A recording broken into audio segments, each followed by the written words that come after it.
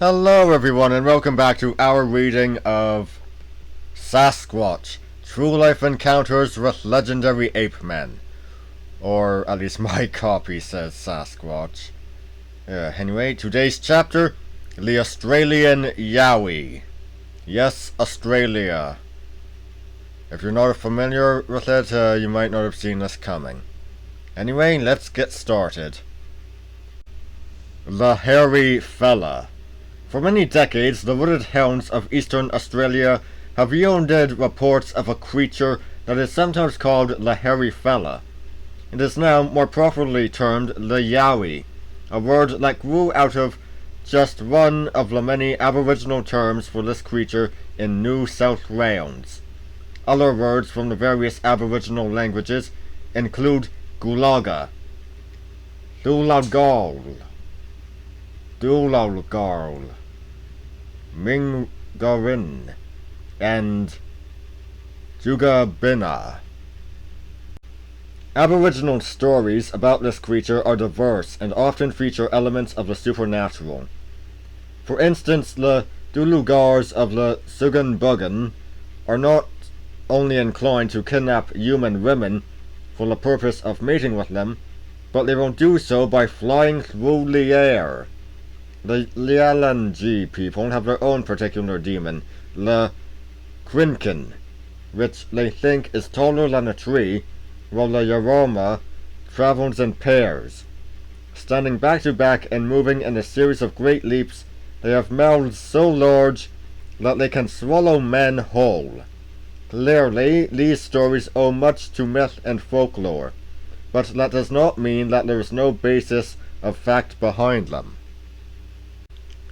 Very few reports of Yowies or similar creatures came from the Aboriginal people before their areas were overrun by European settlers. When they did, a rather more mundane creature was involved.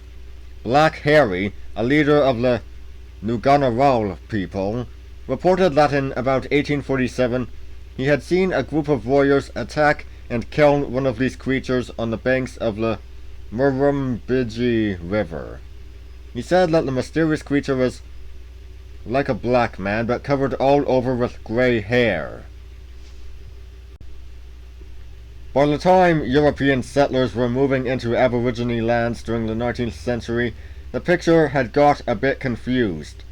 A hugely popular book of the time, Gulliver's Travels, talked about an entirely fictional race of hairy giant men called Yahoos who lived on an island in the Pacific. Some of the early settlers began to refer to the mysterious, large, hairy creature that was reported by the Aborigines as Yahoos. They assumed that they were talking about hairy giants, even if the evidence did not support this. A number of Europeans began to see the hairy creatures too. In 1848, W. Sutton reported that one of his shepherds had come across a hairy man in the bush near Cudgegong, New South Wales. The man's dogs had run away from the creature, which had then wandered off. 8 years or so after that, in 1856, William Cullen was camped near Port Hacking in New South Wales when he saw a wild man of the woods. Then, in 1860, a Miss Derincourt saw something in the shape of a very tall man, seemingly covered with a coat of hair, a Yahoo or some such. There was another lone sighting in 1871 when George Osborne watched an ape-like creature climb down from a tree as he was riding through bush near Avondale, NSW. But then, in 1876, no fewer than 9 Europeans were on the Lachlan River when they saw, according to one of them, an inhuman, unearthly-looking being, bearing in every way the shape of a man with a big red face, hands and legs covered with long shaggy hair. The head was covered with dark grizzly hair, the face with shaggy dark hair, the back and belly with hair of a lighter colour. This devil or whatever it may be called, doubled round and fled. In 1882, a European gave the first clear description of this mysterious animal. H.J. McCooey came across a creature near Bateman's Bay, NSW. My attention was attracted by the cries of a number of birds which were pursuing and darting at it. It was partly upright, looking up at the birds, blinking its eyes and making a chattering sound. The creature was nearly 5 feet tall and covered with very long black hair, which was dirty red or snuff colour about the throat and breast. Its eyes, which were small and restless, were partly hidden by matted hair. The length of the arms seemed out of proportion. It would probably have weighed about 8 stone. McCooey threw a stone at it and the creature ran off. In 1912, Charles Harper was camping out on Currickbilly Ridge, NSW, with 2 companions when they heard a low rumbling growl coming from the darkness. One of the men threw a handful of twigs onto the embers of the campfire, causing flames to spring up and illuminate the creature that had been making the noise. Harper later recorded it as being a huge man-like animal, growling, grimacing and thumping his breast with his huge hand-like paws. I should say its height would be 5 feet 8 inches to 5 feet 10 inches. Its body, legs and arms were covered with long brownish-red hair, which shook with every quivering movement of its body. The hair on its shoulders and back parts appeared in the light of the fire to be jet black and long, but what struck me as most extraordinary was the apparently human shape, but still so very different. The body frame was enormous, indicating immense strength and power of endurance. The arms and forepaws were long and large and very muscular, being covered with shorter hair. The head and face were small but very human. The eyes were large, dark and piercing, deeply set. A most horrible mouth was ornamented with 2 large and long canine teeth. When the jaws were closed, they protruded over the lower lip. The creature stood watching the men for a few seconds, then dropped onto all fours and raced off into the bush. Thereafter, the reports continued to arrive, but in less detailed fashion. Mr. N. Hambley was near Wollongong, NSW, in 1930 when he saw a strange animal, a wild bear. Just a year later, in 1931, a girl called Molly saw a huge man with a funny head and long hair. Then in 1933, Lola Irish was in Megalong Valley of the Blue Mountains when she saw a giant hairy ape man. A couple of years later, stockman Joe Carroll was riding out near Kempsey, NSW, when he saw an odd creature. He was almost within 50 feet when he saw this creature, about 5 feet tall with long hair and heavily built with long arms. When the creature saw him, he got up from a sitting position and walked away with a steady gait. On August 7th, 1970, Rex Gilroy was resting in a bush near Katoomba when he saw a hairy, human-like creature walk across a clearing only a few feet away from him. Gilroy then began looking into Yowie reports and soon became convinced that a species of giant ape-men lived in the Blue Mountains. He established a natural history museum and spent his time trying to prove his ideas. He sometimes made claims that could be disproved, but he did succeed in establishing the Yowie as a subject for serious research by others interested in cryptozoology. That in turn made people more willing to make reports about encounters with the Yowie. So Billy Southwell was happy to come forward with his story in 1976. He was resting late one evening in his cabin near Lake George, NSW, when his dog began barking excitedly. Southwell opened the door and stepped onto the porch. Standing at the end of the veranda was an apey-like creature, about 5 feet 8 inches tall. It was heavy-set and muscular, with ginger-brown hair, about 2 inches long over its body. The creature turned and fled as soon as Southwell appeared.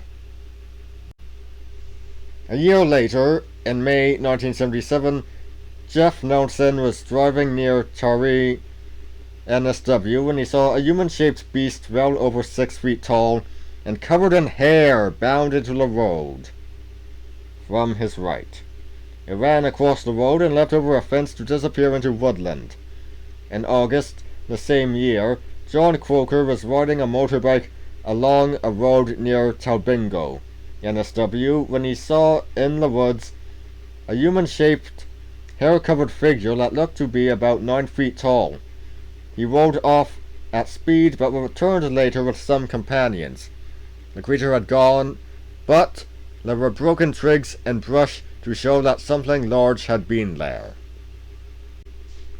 2 years passed. Then, in April 1979, Mr. and Mrs. Leo George were bushwalking near Wentworth Falls, NSW, when they came across a dead kangaroo which had been partly eaten by some wild animal.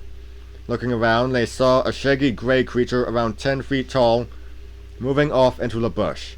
A couple of years after that, in May 1981, 3 teenage boys were walking near Dunoon when they saw 2 man-like creatures covered in dense hair walking ahead of them along a track. The boys saw one of the creatures seem to stumble, then glance around and see them. Both creatures then took off at speed. George Paris saw the head of a creature peering out of some bushes in February 1984. It was about 5 feet tall and it looked human-like. The head was covered in coarse brown hair with very long hair on top that was swept back. Giant wombat. Then, in 1987, came a very clear sighting at close range. Stan Pappen was felling trees near Goothy, Queensland, when he heard a large animal approaching. When the creature emerged from the undergrowth, it was about 18 feet away. The beast looked very much like a big bear, but with a human-like head. Its muzzle was very short, and the ears were human-like. It had a rather snub nose, which was clearly defined and free of hair, while its chin was receding. A very stocky and muscular neck joined its head to its body. The creature had approached on all fours, but it now stood up on its hind legs. It could be seen that its front legs hung down in front like those of a bear, but its feet were more like hands than paws. Huge muscled shoulders that sported long hair completed the picture. After regarding Pappen for a few seconds, the creature turned, took a few steps, then dropped down on all fours and ran off at speed. The report was strangely reminiscent of a report from Braidwood made in 1893. This concerned a giant wombat that had been killed by Arthur Martin on October 28th and carried into Braidwood. The animal had a weight of 7 stone and its tailless body measured 4 feet from head to rump. Its head was like that of a bear but shorter, and it was covered with stout hair of a pale brown colour. The 4 legs were slender and ended in feet that looked like the hands of a man with overgrown fingernails. The creature had also approached on all fours, then stood up on its hind legs when it got close to Martin. Other than their size, the creatures killed by Martin and seen by Pappen are not too dissimilar to the normal 3-foot-long or so wombats that are seen everywhere. Also, fossils of enormous wombat-like creatures have been found in southeastern Australia. The Dipterodon was about 10 feet long and it died out only about 15,000 years ago. It is not beyond the realms of possibility that a large type of wombat might have survived in remote areas. That raises the question of exactly what the Yowie is. Perhaps influenced by reports of the Sasquatch, modern researchers and witnesses have tended to emphasize the animal's supposed ape-like characteristics. However, not all of the witnesses actually report an ape-like creature. something more like a giant wombat would fit the description just as well in some cases, especially if it were to be capable of standing and taking a few steps on its hind legs. In 2004, for instance, Margot Braithwaite saw a very tall, dark figure standing motionless in scrub near her home. She could see only the silhouette because it was a dark, rainy day, and the figure disappeared when she went to get her shoes on to investigate. However, by measuring a tree beside which the creature had been standing, she estimated it to be about 7 feet tall. Other reports indicate a creature that is definitely more ape or human in appearance. For instance, in August 2001, Mrs. Laidley was driving near Malgories, Queensland, when she saw an orangutan-like animal with a bare bottom cross the road. It was, she said, about as big as an Alsatian dog. Not too long afterwards, in April 2003, Jason Cole saw a gorilla-like creature staring at him from a nearby undergrowth while he was felling trees near Ormeau, Queensland. When he looked at it, the creature slipped out of sight, but Cole could hear it moving about for some time. Then, in May of the same year, Drew Frost came across a hairy ape while walking in the Blue Mountains. He fled. Crashing of foliage. A few years later, in February 2006, a man living near Sasquatch saw a huge, human-shaped figure. It was about 8 feet tall, and it was walking with long strides across a patch of grass some 30 yards away. In January 2004, Paul Compton was camping out with his father-in-law near Glen Innes, NSW. They were beside a river and had bedded down for the night when they heard the sound of animals crashing through the bush coming from the far bank. This was followed by a loud splash, then more crashing of foliage. Paul grabbed a torch and shone it across the river. The beam revealed a grey kangaroo in the stream, having leapt into it, while a second kangaroo on the far bank was leaping about in circles as if very frightened. At the limit of the torch beam could be seen the reason for the fear of the two kangaroos: a hairy ape-like figure standing upright on its two hind legs. The beast was about 6 feet tall. After staring at the torch for a few seconds, the beast turned and fled. What is striking about the Yowie reports that feature an ape or human-like creature is that the sightings are generally in poor light or last for only a few seconds. Under such circumstances, it is remarkably easy for a person to be mistaken, especially if they have already heard about the possible existence of a cryptid such as the Yowie. A 1987 Yowie case makes the point about the unreliability of eyewitness accounts with startling clarity.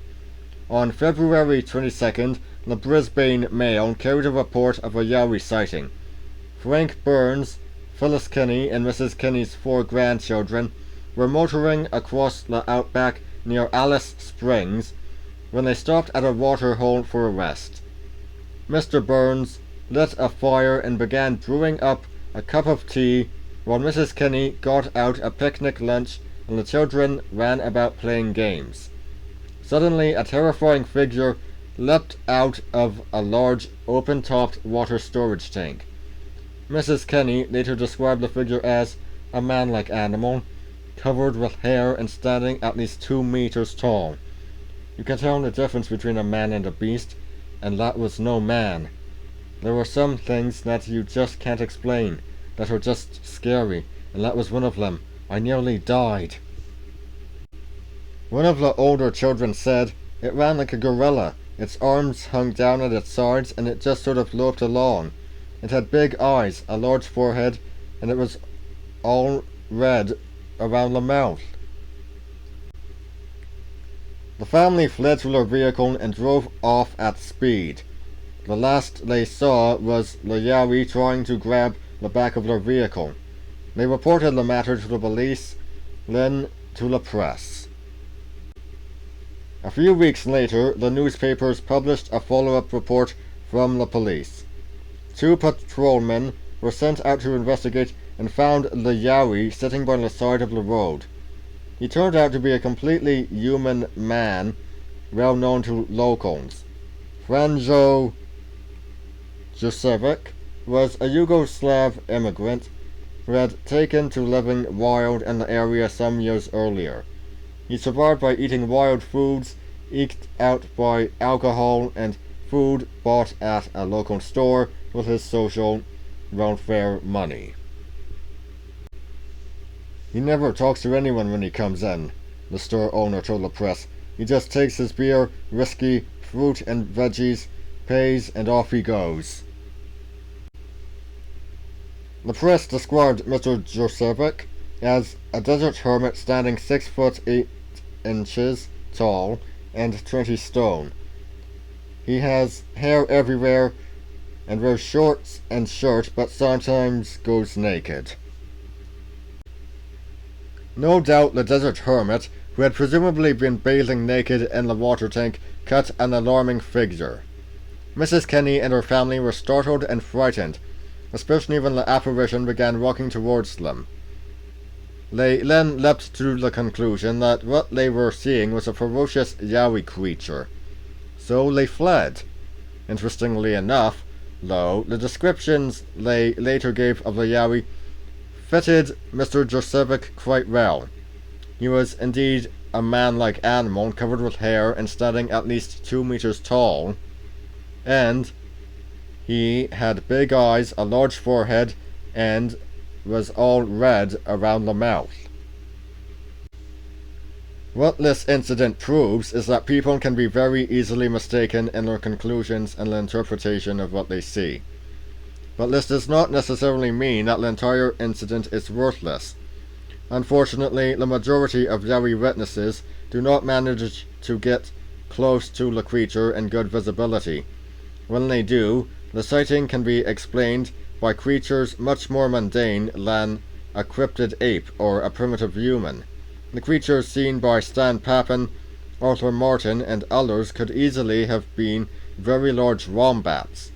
We know that such creatures were relatively numerous until only a few thousand years ago.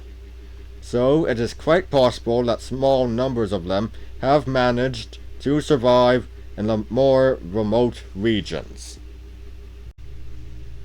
The sightings of early European settlers since included in Yowie literature may have been of more interest to an anthropologist than a zoologist.